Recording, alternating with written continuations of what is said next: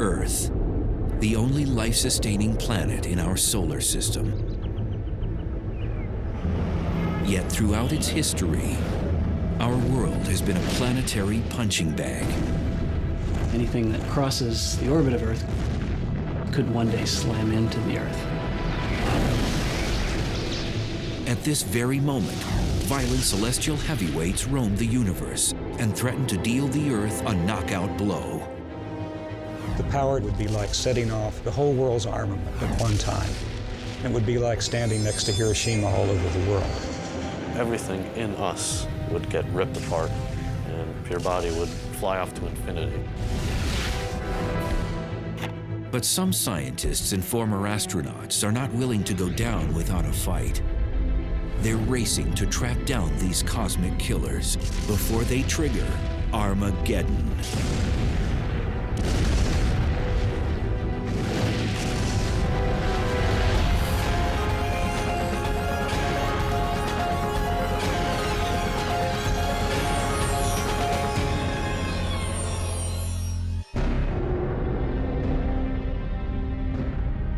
Earth shimmers like a sapphire jewel in our solar system. We go about our days unaware that in the far reaches of space, trouble could be headed our way.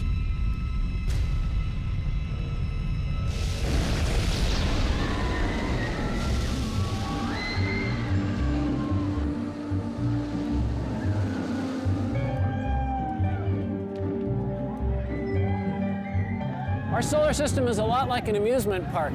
Earth and most of the other objects carve predictable paths around the sun. Normally, everything is calm and smooth. But at times, things get chaotic and violent.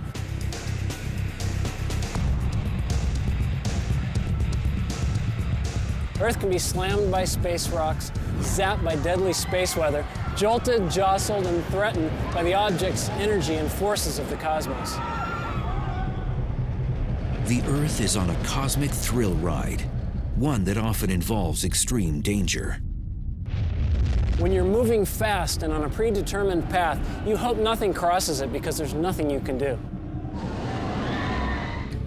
Nicaraguan border goes right down along. Former astronaut Rusty Schweikert knows firsthand how dangerous celestial objects can be.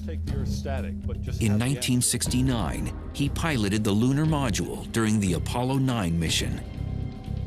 Now, Schweikert is ready for more than a cruise through the cosmos.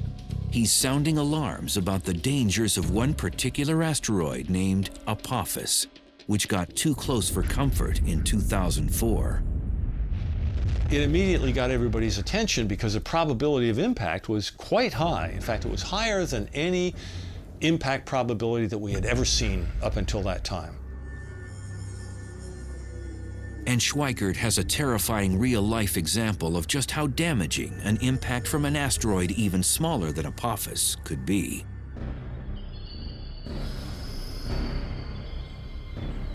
June 30th, 1908, 7:15 a.m.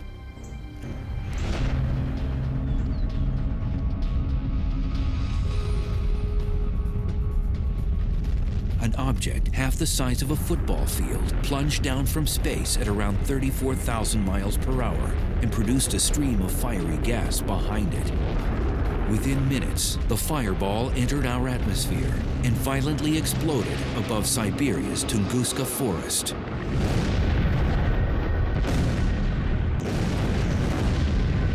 It became the largest explosion on Earth in modern human history.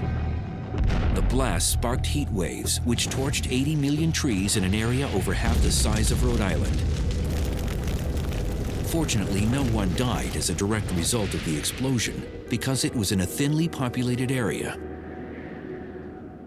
If that asteroid hit just a few hours later, it would not have hit Siberia, it would have hit over Europe. And if that had exploded midair over any of the major cities of Europe, 1 million people would have died like that. For the last 100 years, the Tunguska explosion has been shrouded in controversy. Today, many scientists agree an asteroid caused the blast. Incredibly, it never even impacted the ground. Rather, it exploded 5 miles above Siberia's frozen ground. A small, stony asteroid can't survive the plunge through Earth's atmosphere. When it smacks into the lower atmosphere, doing about 50,000 miles an hour, it's like an egg smashing onto concrete.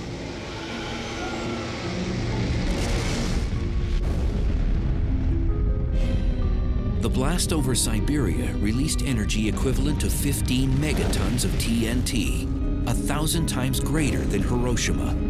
If this were to happen over a large city, it would annihilate it.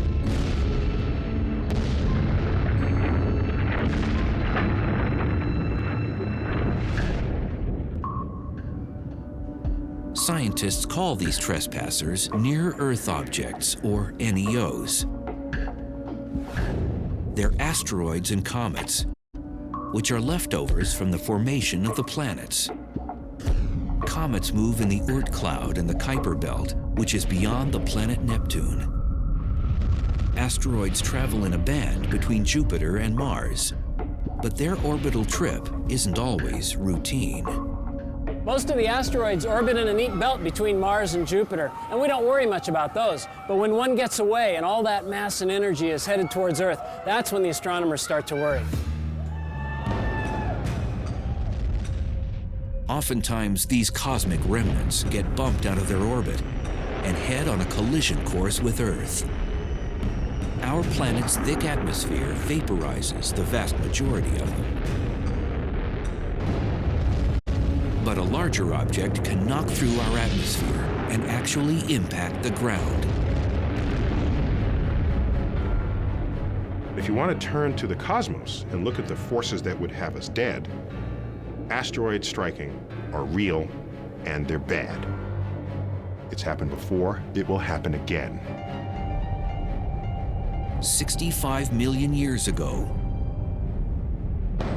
an asteroid the size of a small city plummeted down from the sky. It exploded in the Yucatan Peninsula near the present-day Mexican village of Chicxulub with the force of 100 million megatons of TNT.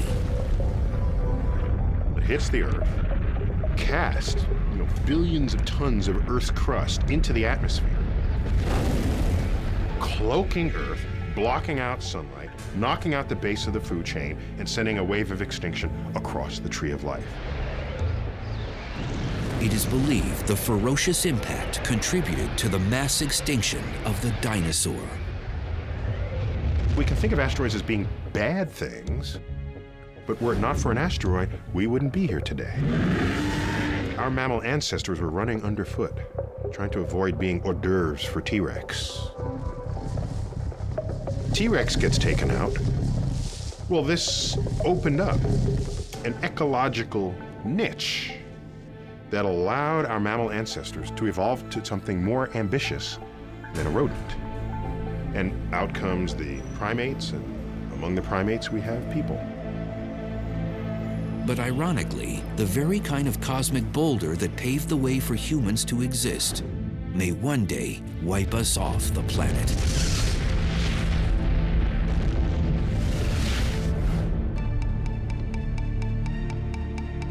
In 1998, Congress urged NASA to detect all the near-Earth objects over a half-mile in diameter or more. And what they found was unsettling. Over 850 NEOs in our vicinity. These asteroids are our closest and most dangerous neighbors in the solar system.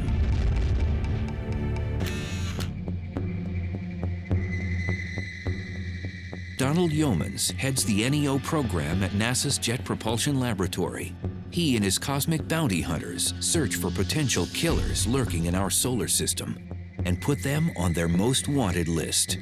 Finding these near-Earth objects is somewhat akin to tracking hurricanes. As you track it day after day, you get a better idea of its orbit. You can predict where it's going. You have a better idea of how large it is and if it should hit the Earth, with what sort of velocity. By using telescopic technologies, NASA's Space Guard survey has detected over 90% of all NEOs deemed harmful. These frightening objects could strike the Earth with the energy greater than all the nuclear weapons on our planet today. Such an impact could trigger mass extinction. You wouldn't expect one to hit but every several hundred thousand or millions of years, but if one did hit, it could wipe out a fair fraction of the population. So they're very low probability events, but high consequence events.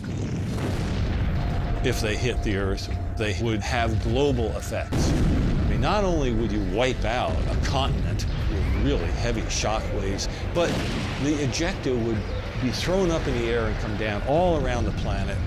The atmosphere itself would get to 1,000 degrees or so, and all the vegetation all over the world where that happened would flash into flames. Cataclysms could also occur with smaller objects. So Congress now asks NASA to locate all NEOs 500 feet in diameter, as wide as the Roman Colosseum. An object that big could decimate a metropolitan area or even a small state. And what worries scientists most is not the asteroids they've discovered, but the ones they have not yet found.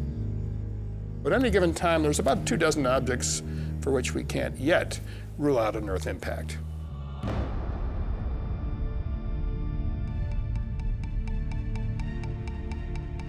Former astronaut Schweikert has taken the threat of NEOs one step further. He's appeared before Congress to request a special government agency be responsible for protecting the public from space rocks. Today, we have the technology to stop near-Earth objects from impacting the Earth for the rest of history. I mean, we can literally now begin to reshape the local solar system so that our survival is enhanced. The question is, will we, or will we go the way of the dinosaurs?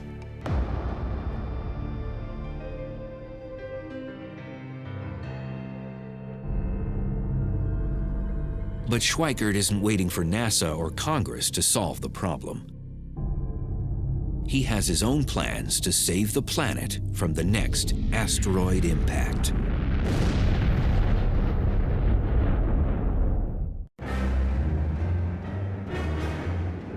It's hard to believe the Earth has survived over 4.5 billion years, because since its infancy, the planet has taken a beating.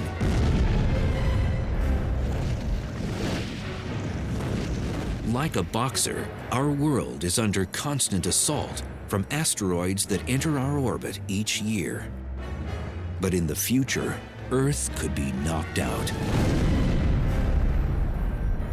Former Apollo 9 astronaut Rusty Schweikert refuses to be bullied by asteroids. And now he's ready to defend Earth against these harmful rocks. We've discovered that there are these near-Earth objects flying by us all the time.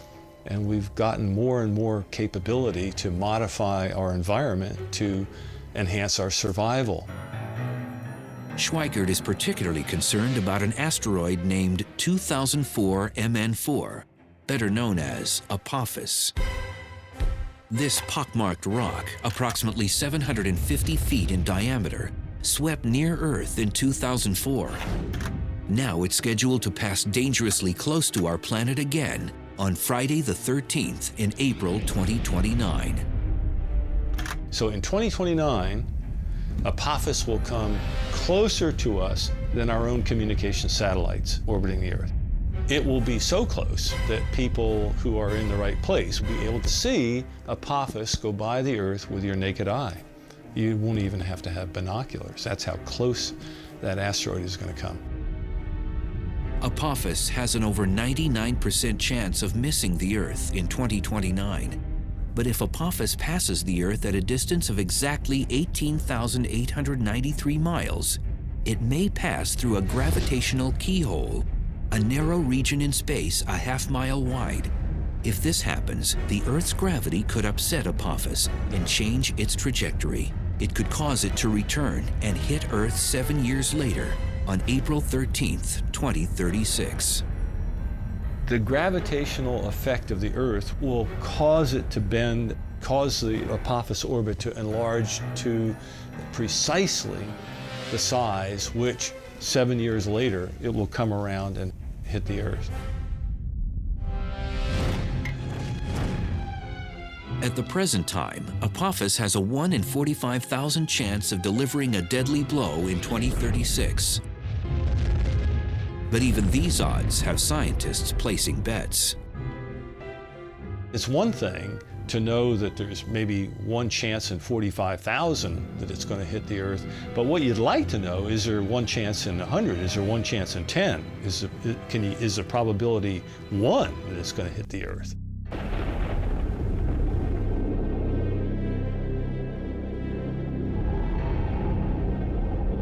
Schweikert believes we must regard Apophis as we would any natural disaster.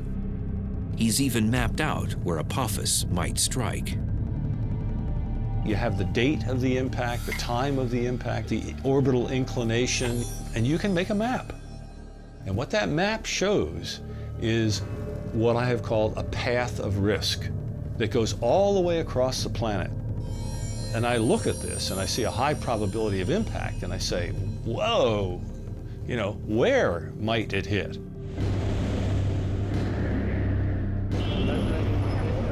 According to Schweikert, Apophis could impact any point along this path of risk. It begins in western Siberia, cuts across and down the Pacific Ocean near California. Then it traverses Central America and finishes in Western Africa. Schweikert proposes a chilling scenario of where Apophis might strike. The asteroid could land in the Pacific Ocean off the coast of California with the force of over 1 million megatons of TNT. Such an impact would create a 5-mile wide, 9,000-foot deep crater in the water, which would unleash tsunamis. Relentless 50-foot waves would pound the coastline, resulting in unimaginable human loss. An asteroid that's 1,000 feet in diameter, having it hit in the ocean is not a good deal. Hundreds of billions of dollars of damage from something like that. Scientists are presently working on technologies to preempt such a cosmic strike. One idea involves blowing up an asteroid.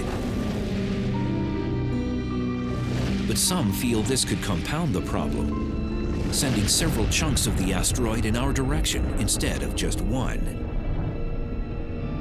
Consequently, Schweikert's new mission is to change the orbit of asteroids that could impact Earth. What you want to do is basically change the asteroid's orbit very, very slightly.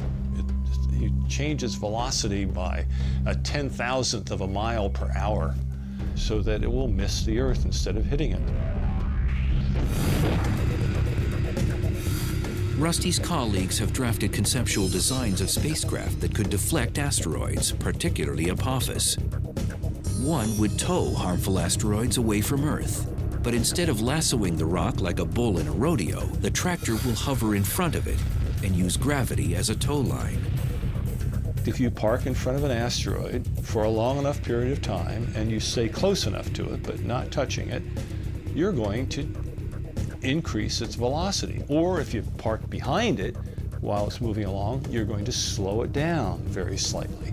We can change the orbit of an asteroid if we know about it far enough ahead of time. Although a space probe has landed on an asteroid in the past, the most challenging idea is launching a manned mission.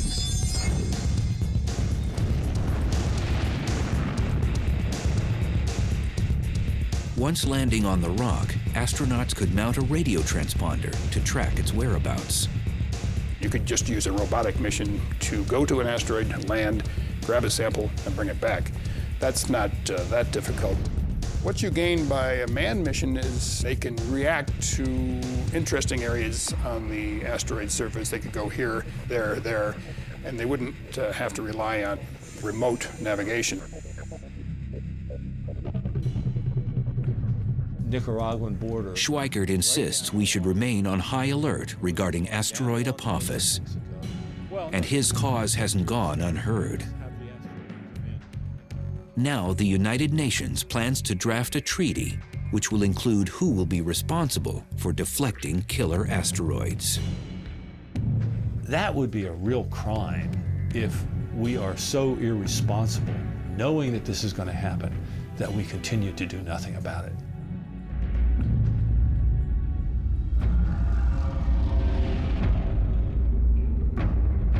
But asteroids and comets are not the only deep space threats.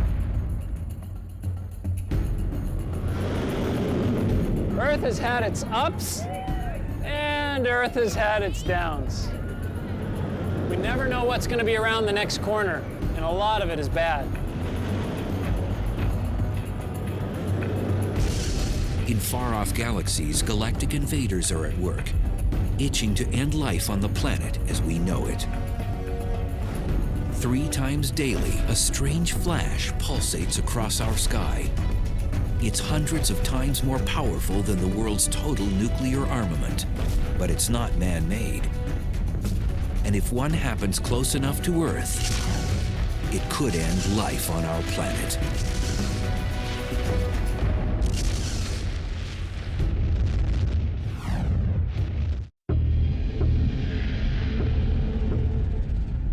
Most Earthlings are unaware of the potential hazards in space, but the list is long and growing. Imagine this. Within our own galaxy, the Milky Way, a massive star explodes, sending a lethal burst of energy rocketing toward our planet. This is a gamma-ray burst, the biggest explosion to rock the universe since the Big Bang. In the cities and countryside below, there's no warning of what's about to happen.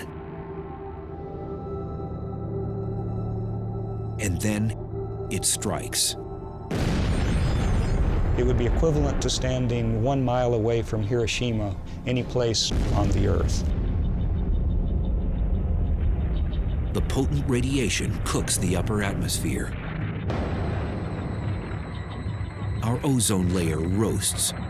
Across the hemisphere, human beings burn to death from radiation 100 times the fatal dose.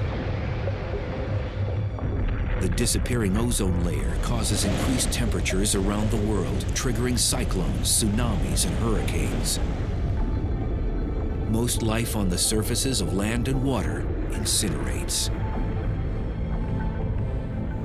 This may seem like science fiction, but it could happen if a gamma-ray burst hit Earth from 100 light years away.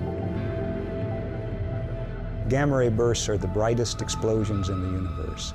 Because they're so far away and yet still so brilliant, they must involve an enormous amount of power. As much energy as the sun will emit in its entire 10 billion year lifetime.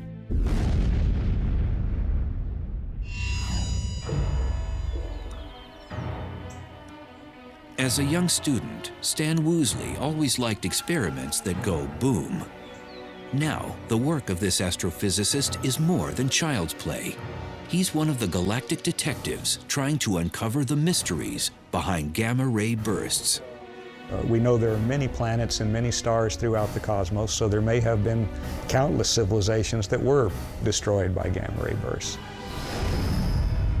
These peculiar beams of radiation were first spotted in the 1960s. At first, most astronomers believed these gamma-ray bursts must exist in our own galaxy, the Milky Way, because they're so bright. There were reasons for that. One was that if they were outside the galaxy, the energy was almost unbelievable.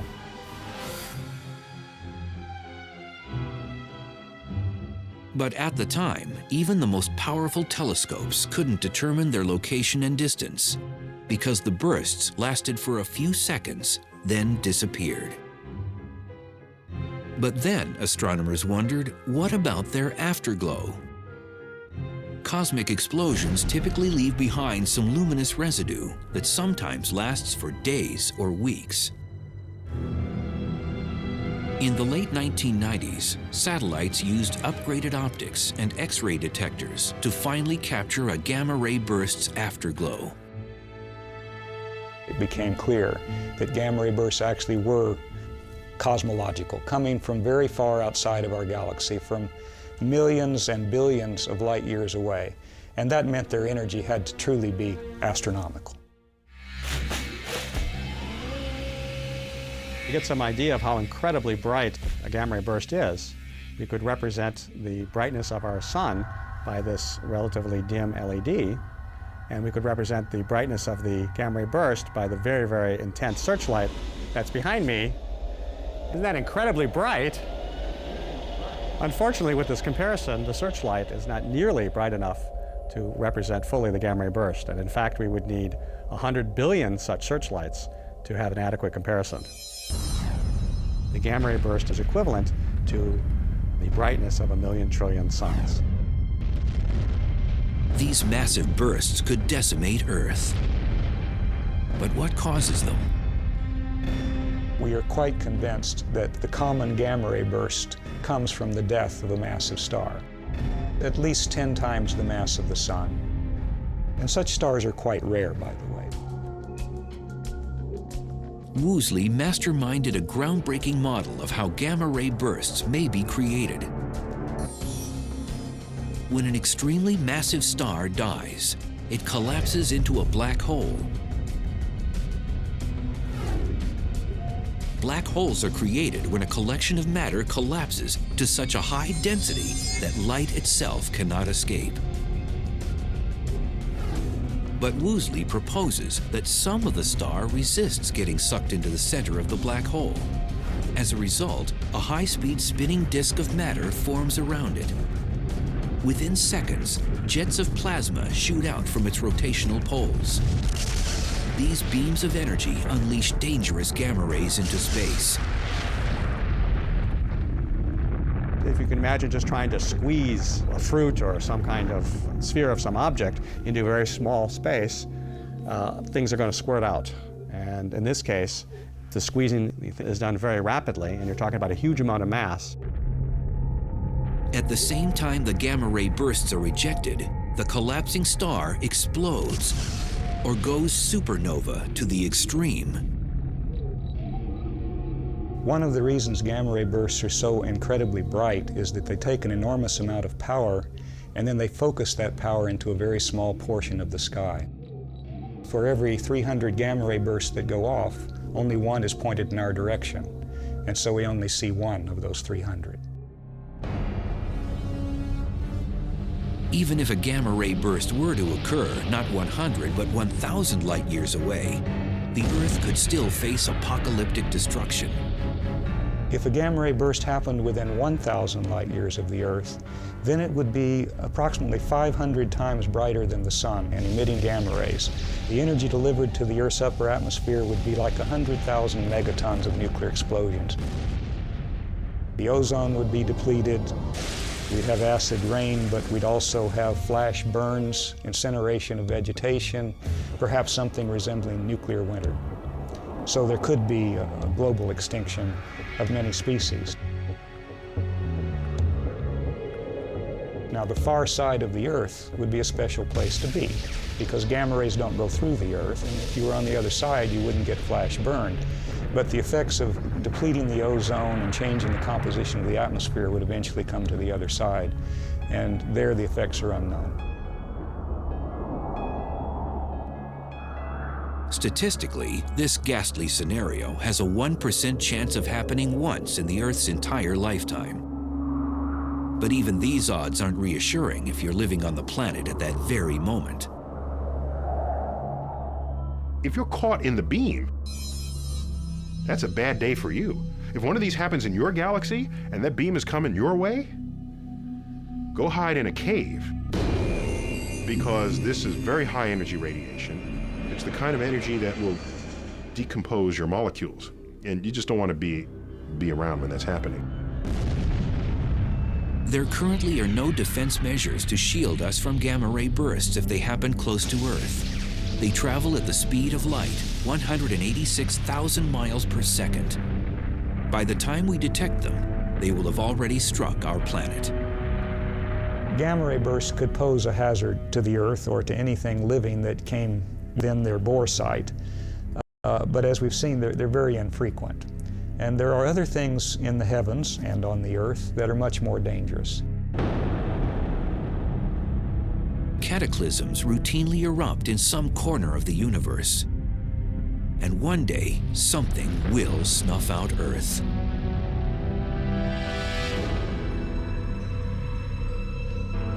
Most of the time, our ride around the sun is gentle and uneventful like this Ferris wheel. And as long as nothing gets in our way, we could go on like this for millions of years. But sooner or later, we know that this smooth ride will come to an end. We just don't know when. Sadly, our planet's ultimate demise will probably come from the very thing that provides us life.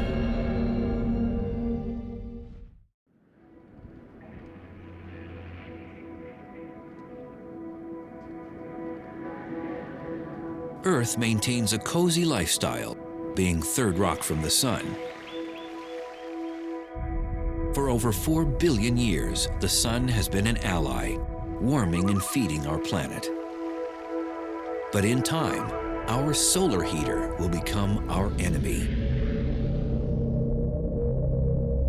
The sun and the Earth have a unique relationship to each other.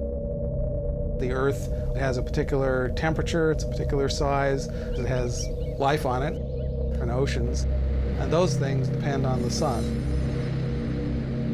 The sun is at the root of the existence of life on the Earth, and the sun will be at the root of its demise as well. Earth's relationship with the sun will become dysfunctional when our solar mother really turns up the heat. The sun gets hotter because it's burning hydrogen into helium.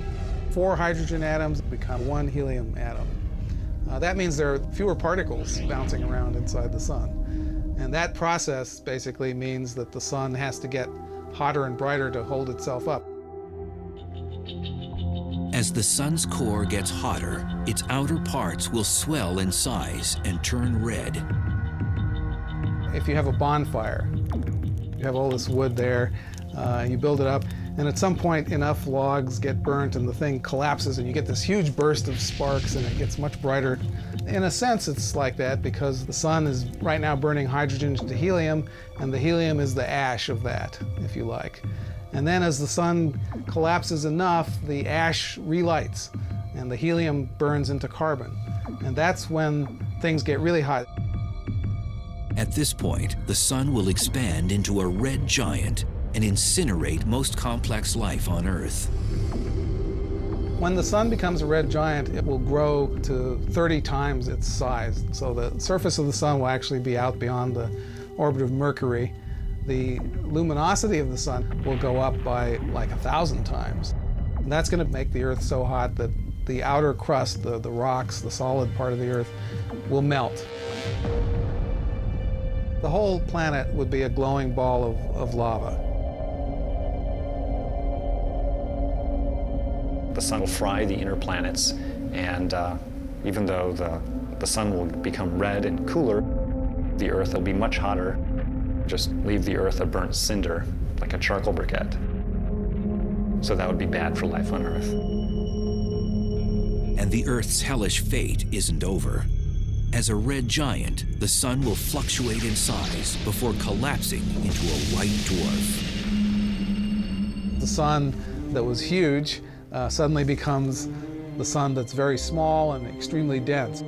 It's only about the size of the Earth, sitting down there at the center of our solar system, very much fainter than it used to be, and then everything cools off. And then that object is no longer generating energy either, so it begins to cool as well. So the final fate of the solar system will be to cool off and freeze.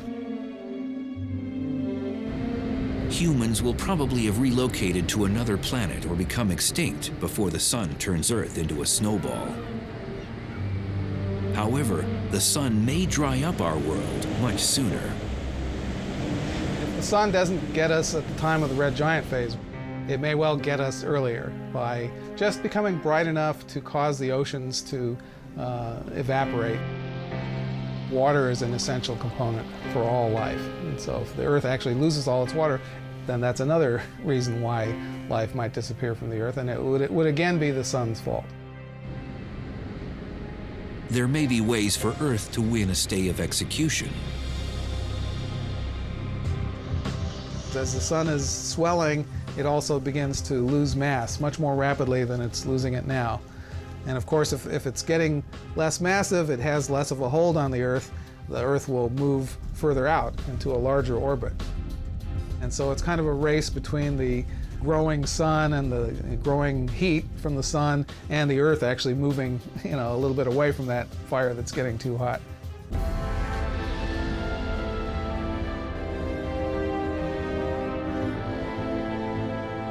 If our planet somehow manages to avoid getting fried or frozen by the sun, its future remains increasingly bleak.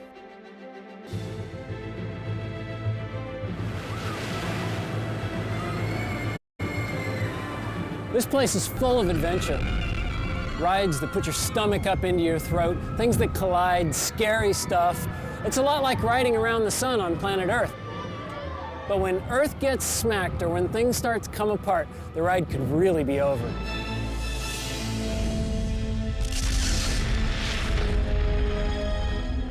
I don't know what that means for the universe to end, because I like time. I live in it. So it's hard to imagine time ending. Today, scientists contemplate our inevitable fate. In the distant future, the Earth and the entire universe may face the ultimate cosmic monster.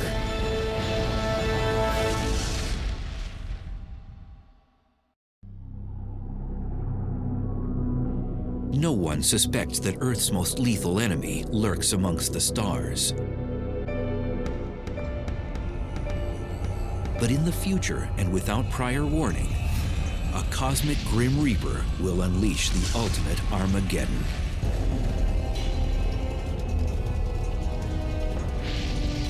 The dark villain will stretch apart the universe. Galaxies themselves will split apart. Stars and planets will tear to shreds. The ultimate apocalyptic event is being called the Big Rip. And when it begins, it won't stop until every atom and nuclei in the universe are mincemeat.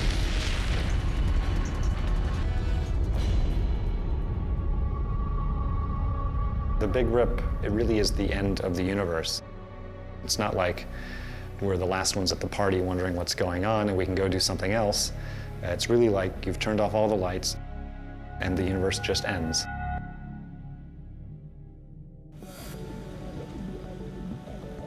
Innovative physicists Robert Caldwell and Mark Kamiankowski proposed the notion of the Big Rip, a grim hypothesis about the final fate of the universe. We used to think that the universe, which is currently expanding, could reach a point of maximum expansion. The Big Rip is the idea that the expansion will not only continue and accelerate, but rip everything apart as it does so. Caldwell and Kamiankowski calculated that the universe is expanding at an alarming and increasing pace, and that something is sucking everything outward like a vacuum. Acting like a galactic vice squad, these young scientists hunt for the cosmic killer. They believe a mysterious phenomenon called dark energy may be the culprit. Figuring out what dark energy is probably the #1 goal of cosmologists today. Dark energy is dark, so you can't see it. We can feel what it is. We feel it through its effects on the gravitational behavior of the universe. There could be some dark energy in this room, under the chair. It's only when you look at its properties on really big cosmological length scales, billions of light years across, that you start to see the cumulative effects of the dark energy. It causes things to be pushed farther away from each other and contributes to the expansion of the universe in a quickening pace. Edwin Hubble, whom the Hubble telescope is named after, first discovered the universe is expanding back in the 1920s. But it wasn't until 1998 when a crack team of scientists measured that this expansion is moving like a runaway train. A nice analogy is to imagine that the universe, our three-dimensional space, is like the surface of a rubber balloon that I'm blowing up. Okay, I'm going to blow up the balloon as a demonstration of the effects of the expansion of the universe. As the balloon gets bigger, that's the depiction of the expansion of galaxies. There's a galaxy. Another one. Where's our galaxy? Okay. We live there. Okay, that's our home. As the universe expands, every other galaxy gets farther away from us.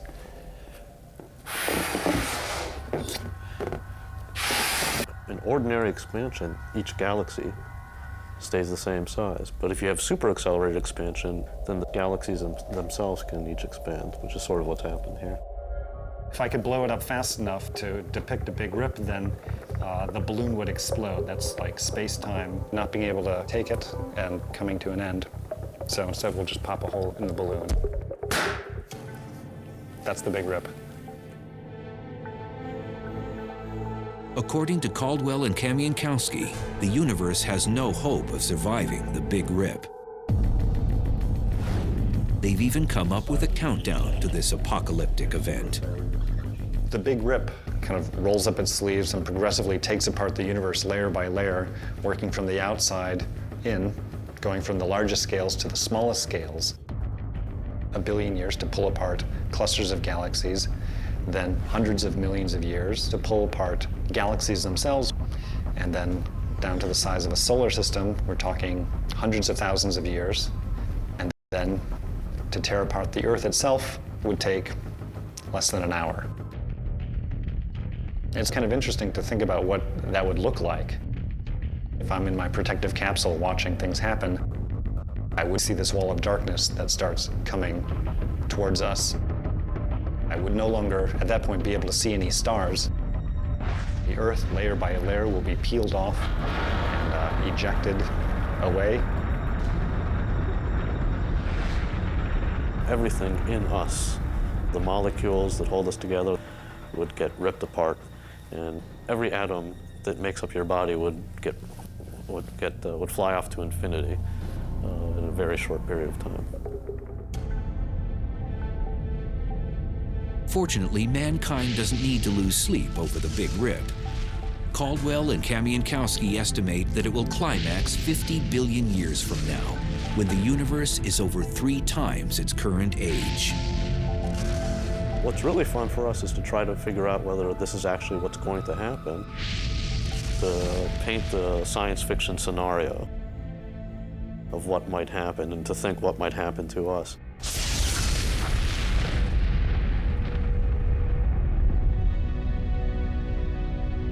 Deep space threats are real.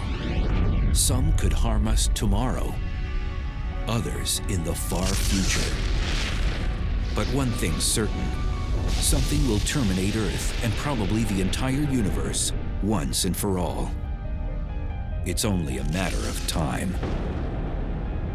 It's useful to sometimes think about how fragile our life is here on Earth, that maybe we aren't going to be here for eternity.